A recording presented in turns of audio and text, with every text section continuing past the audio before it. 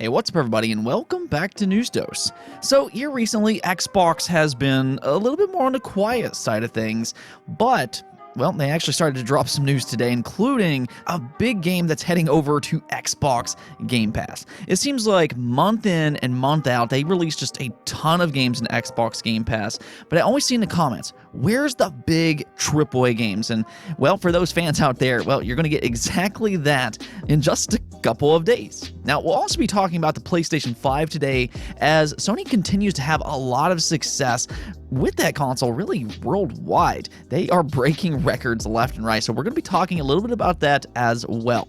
To start this video off, though, we're going to be taking a look at a game heading over to the Nintendo Switch this October, and that game would be the retro-style shooter Dusk. Now, very clearly this game is inspired by your retro shooters such as Doom and Quake, and this game was actually released back on PC in 2018.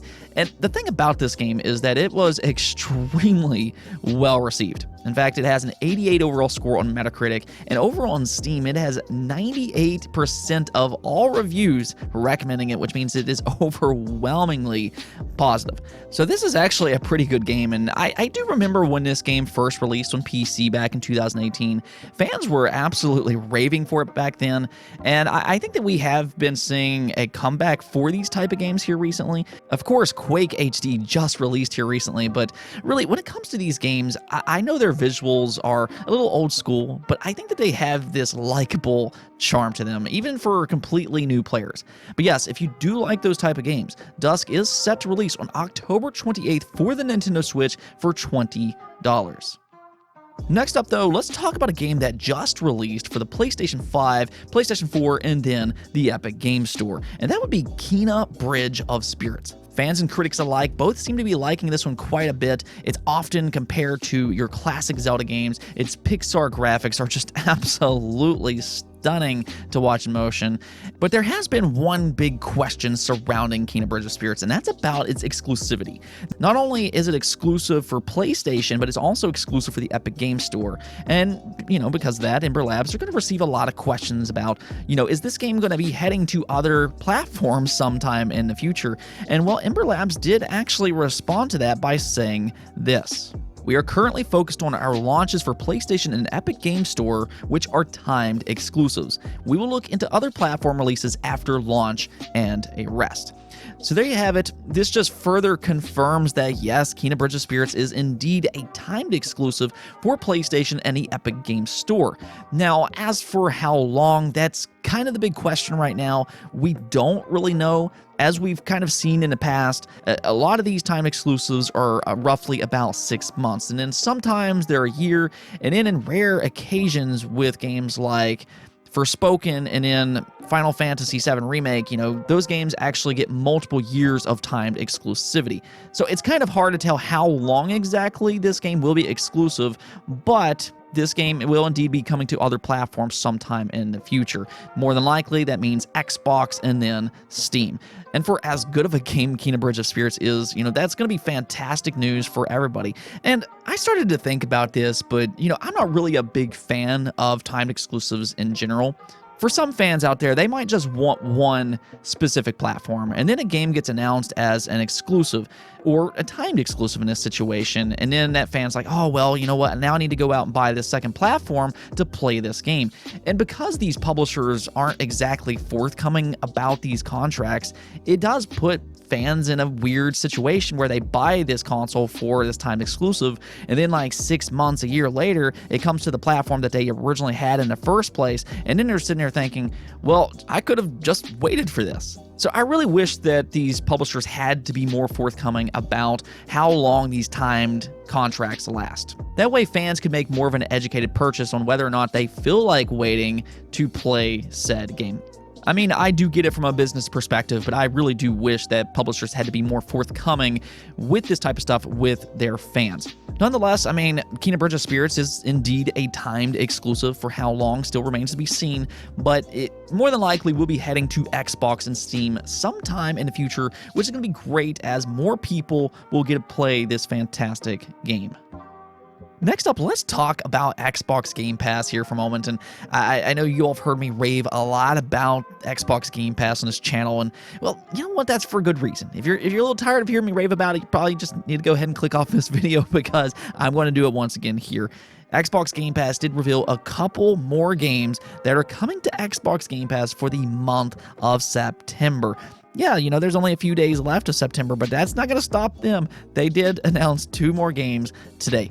One, in fact, is actually launching directly into Xbox Game Pass today, and that would be Dandy Ace. Now, I've not actually ever heard about this game before, but after watching a trailer for this game, it actually looks pretty good. It reminds me a lot of Hades and just the way the character moves, and this is a roguelike style of game. So if you die, of course, you're going to have to start back from the beginning. Seems like there's plenty of abilities to collect along the way. And I mean, if you like Hades and that style of gameplay, you might want to check out Dandy Ace. I don't know if it's going to turn out to be a good game or not, but, you know, again, and I always say this is what I love about Xbox Game Pass. Here's a game that I've never heard about before. It actually looks interesting, and you know what?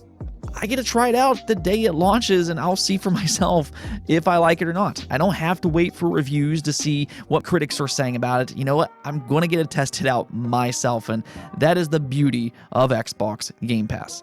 But the one that you all are going to be really excited about, and like I said, month in and month out, I always have certain people in the comments say, where's the big AAA games? And, well, they did announce a big AAA game today, being Marvel's Avengers. Yes, Marvel's Avengers will be heading to Xbox Game Pass on September 30th, and the cool thing about this is that it includes all of the content that has released since Marvel's Avengers has launched, and that includes its most recent expansion being Black Panther.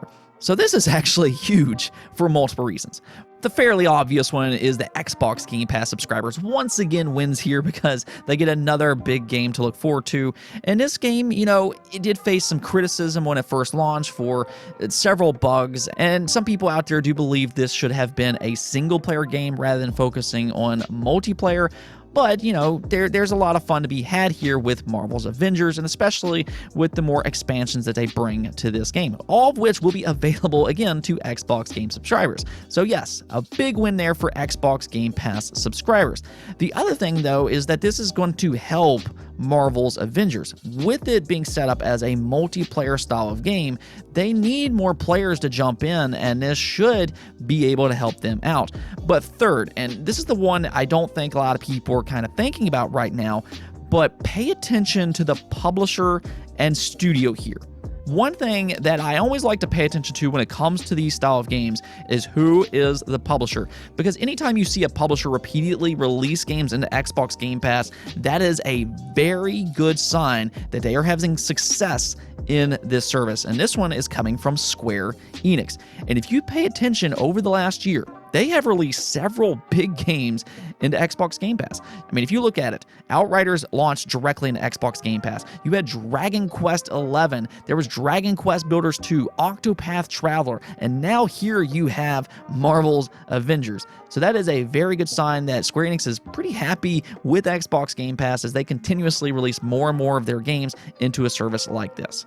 Not only that, but they have one of their big AAA developers being Crystal Dynamics, which is also the developer behind Marvel's Avengers and, of course, Tomb Raider, but they're helping out with Perfect Dark. So it does seem like Xbox and Square Enix has a pretty good relationship here as of recent, so this might be a relationship you might want to pay attention to going forward.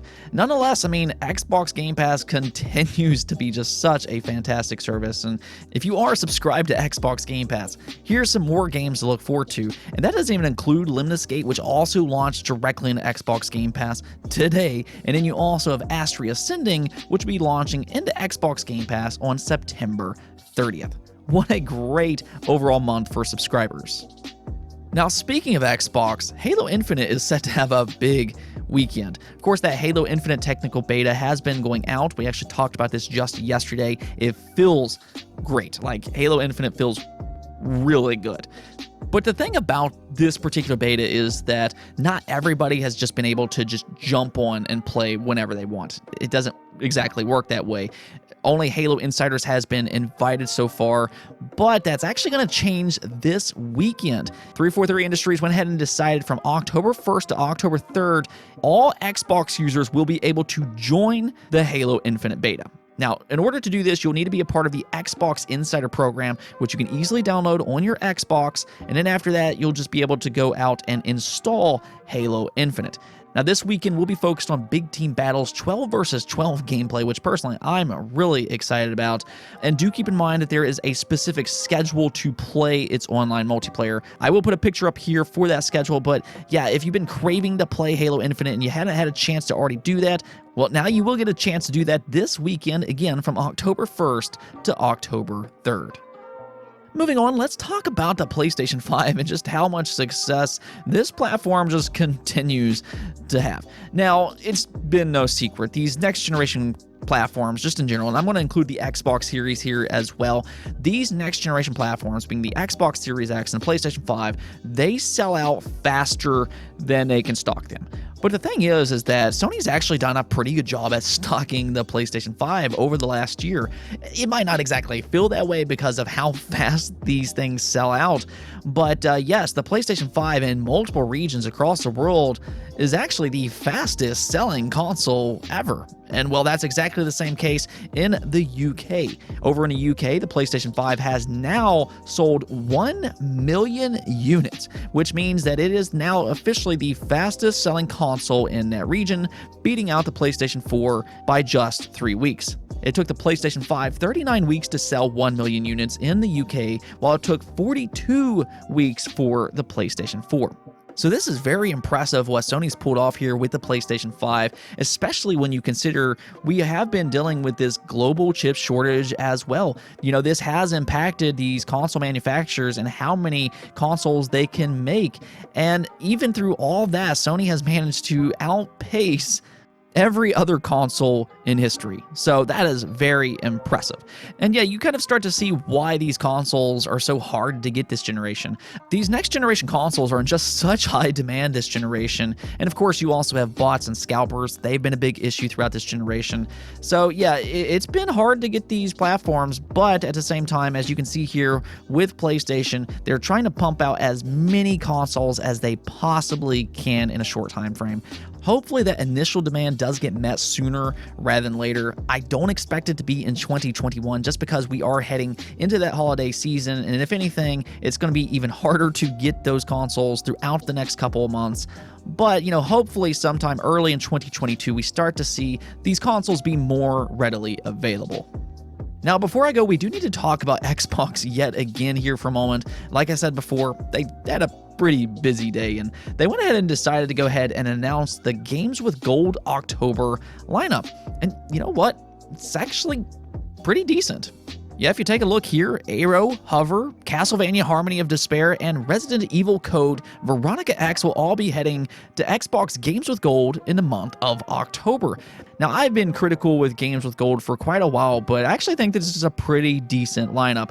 Of course, you have Castlevania, which is a beloved franchise for a very good reason, and to see it have a game coming to Xbox Games with Gold, that's already a big plus. And then you also have Resident Evil Code Veronica X. I mean, fans have been asking for a Code Veronica remake for a little while now, and while this isn't exactly the same thing, I mean, this is still a good game, and you're going to get it completely free if you're an Xbox Live subscriber. I mean, these games are a little bit older and everything now, and I still think that Xbox Games with Gold could use some improvements, but, you know, I still think that this is a pretty decent lineup overall. Let's go and take a look at the poll of the day, though, where I asked you all, have you played the 2D Metroid franchise? Of course, Metroid Dread is right around the corner, and I wanted to see leading up to that release on how many of you all have actually played the 2D Metroid franchise. And the results here was more than just a little bit disappointing. Yeah, so if you take a look here, only 10% of you said yes, you've played them all, while 36% said yes, but not all of them, and then 53% of you said no. Yeah, so I know you all can't see my face right now and everything, but if you can just imagine in your heads right now just a face of just pure disappointment, that's me. like, what is happening here? I mean, come on. We're hardcore gamers on this channel, right? I mean, we need to be playing the Metroid franchise. This is one of the greatest franchises of all time. I mean, a couple months ago, most of you all voted that you hadn't played the original Psychonauts, and now this. Just pure disappointment. Now, at the same time, I was actually really happy to see 46% of you vote that you at least played one of the Metroid games. Because, you know, like I said before, the Metroid games, they're fantastic. They've aged extremely well. I mean, the Metroidvania genre has just kind of exploded in recent years, but I mean, even all these years later, I still think that some of these Metroid games, they are among the very best Metroidvania games ever, including the games that come out today. So if you do like the Metroidvania genre, I would highly recommend playing some of the older 2D Metroid games, and I think that all 4 of them are really good. Metroid Zero Mission is a remake on the Game Boy Advance and is the first game in chronological order, and I think that game feels modern. I mean, the map design is really good, the platforming feels solid, the gun combat, everything about that game I think is really well put together. I think for newcomers, that is a great entry right there. Super Metroid, that's the really popular one, and there's a reason for that, because the world is just so fantastically built in that game. But then you also have Samus Return. That's on the 3DS, and technically that is the second game, and that one's really good as well. Fusion is a little bit different than the other ones, being a little bit more linear, but I really like that one as well. I genuinely do believe that Metroid 1 through 4 are all fantastic titles, and if you like the genre, you owe yourself a favor to check these games out, because they're just as good as what fans make them out to be. Truthfully, though, I was pretty happy to see that 46% of you all have at least played one of the Metroid 2D games, because, I mean, I've always known this franchise hasn't exactly sold a lot of units, so I know a lot of fans out there just haven't played these games. But that's one of the reasons that I'm just so happy about Metroid Dread, because I think this is going to be that breakout hit that the franchise has always needed. So what I'm going to say here is, for the 54% of you that haven't played any of the old 2D Metroid games, I will forgive you if you go out and pick up Metroid Dread. In all seriousness, though, if you don't like this genre, I mean, I completely understand that. But if you do like Metroidvanias, you really do owe yourself a favor to check out the Metroid franchise. These games really are phenomenal in so many ways. Anyways, though, that's it for this episode. But if you liked the video, don't forget the bell notification and subscribe button for more content just like this. Also, if you'd like to support the channel through Patreon, thank you for making this content possible. Peace out.